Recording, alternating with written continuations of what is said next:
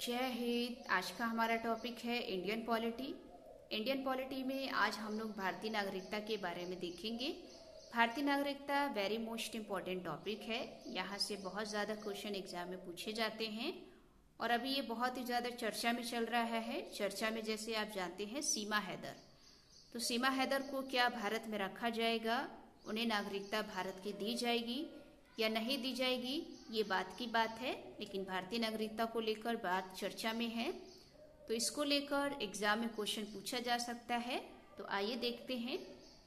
सबसे पहले हमें ये पता होना चाहिए कि भारतीय नागरिकता संविधान के किस भाग में है। तो ध्यान रखिएगा, भाग 2 में। अनुच्छेद कहाँ से कहाँ तक है, तो 5 से लेकर 11 तक। तो इसको नोट करेंगे। तो आज की वीडियो में हम लोग अनुच्छेद 5 से लेकर 11 तक की जो भी बातें हैं उसके बारे में देखेंगे। तो पहला अनुच्छेद है अनुच्छेद नंबर 5। अनुच्छेद नंबर 5 कहता है संविधान के प्रारंभ में नागरिकता, यानी कि जब हमारा संविधान लागू भी नहीं हुआ था तो कैसे नागरिकता दी गई। तो उसके लिए एक तारीख निर्धारित की गई 26 जनवरी 1950 से पहले। इसके लिए 3 पॉइंट किया गया। एक तो उसका जन्म भारत में हुआ हो, दूसरा पॉइंट उसके माता पिता का जन्म भारत में हुआ हो, तीसरा पॉइंट संविधान लागू से 5 साल पहले से ही भारत में रहता हो, तो ही उसे भारत की नागरिकता दी जाएगी। ये 26 जनवरी 1950 से पहले की बात हो रही है, इसको नोट करके चलेंगे। अगला देखेंगे अनुच्छेद नंबर 6। अनुच्छेद नंबर 6 का कहना है पाकिस्तान से भारत आए लोगों की नागरिकता, यानी कि जो व्यक्ति पाकिस्तान से भारत आया है तो उसे भारत की नागरिकता कैसे मिलेगी। तो इसके लिए 2 पॉइंट है। एक तो 19 जुलाई 1948 से पहले, यानी कि जिसका जन्म 1948 से पहले का हुआ है और वो भारत आना चाहता है तो उसे नागरिकता दी जाएगी। दूसरा पॉइंट 19 जुलाई 1948 के बाद, जिसका जन्म 1948 के बाद हुआ है, अगर वो भी भारत आके भारत की नागरिकता लेना चाहता है तो उसको परमिट रूल से 6 माह बाद ही नागरिकता मिलेगी। ये परमिट रूल क्या है, ध्यान रखिएगा। परमिट रूल वो होता है, जैसे मान लीजिए मैं पाकिस्तान में हूँ और मैं पाकिस्तान की नागरिकता छोड़ना चाहती हूँ, तो वहाँ मुझे लिख कर देना होगा कि मैं पाकिस्तान की नागरिकता छोड़कर भारत की नागरिकता लेना चाहती हूँ, तो उसी को बोलते हैं परमिट रूल। तो परमिट रूल से 6 माह बाद ही आपको भारत की नागरिकता मिलेगी, ऐसा अनुच्छेद 6 का कहना है। ये दोस्तों पाकिस्तान से भारत आए लोगों के लिए है, तो ये नोट करिएगा, एग्जाम में पूछा जाता है। अगला देखेंगे अनुच्छेद नंबर 7।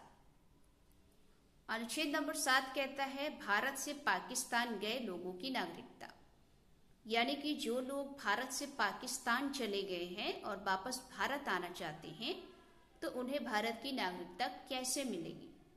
तो उसके लिए एक तारीख निर्धारित किया गया 1 मार्च 1947। 1 मार्च 1947 आप जानते हैं कि हमारा देश आज़ाद हुआ था 15 अगस्त 1947, यानी कि तब हमारा भारत भी आज़ाद नहीं हुआ था।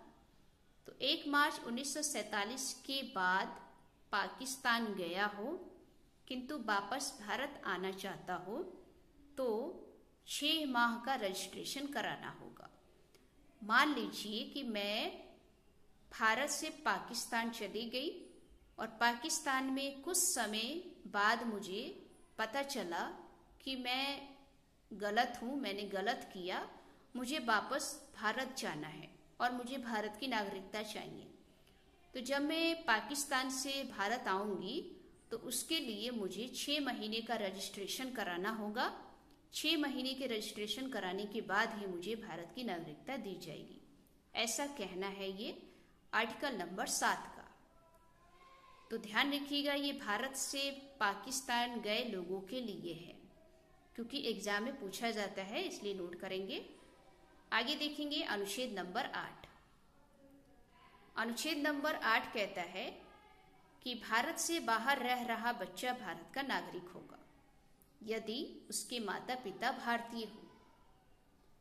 कहने का मतलब है कि भारत से जो बच्चा बाहर रह रहा है और वो भारत का नागरिक भी होना चाहता है तो वो तभी होगा जब वो उसके माता पिता भारतीय हों। तो इसको भी नोट करेंगे, एग्जाम में पूछा जाएगा। अगला देखेंगे अनुच्छेद number 9, very very most important. यहाँ से क्वेश्चन आपसे पूछा जाता है हर बार। अनुच्छेद नंबर 9 क्या कहता है?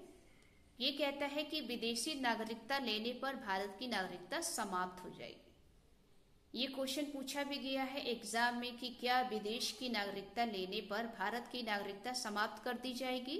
तो जी हाँ, जब आप विदेश की नागरिकता को ग्रहण कर लेंगे तो भारत आएंगे तो आपकी भारत की नागरिकता क्या कर दी जाएगी? समाप्त कर दी जाएगी।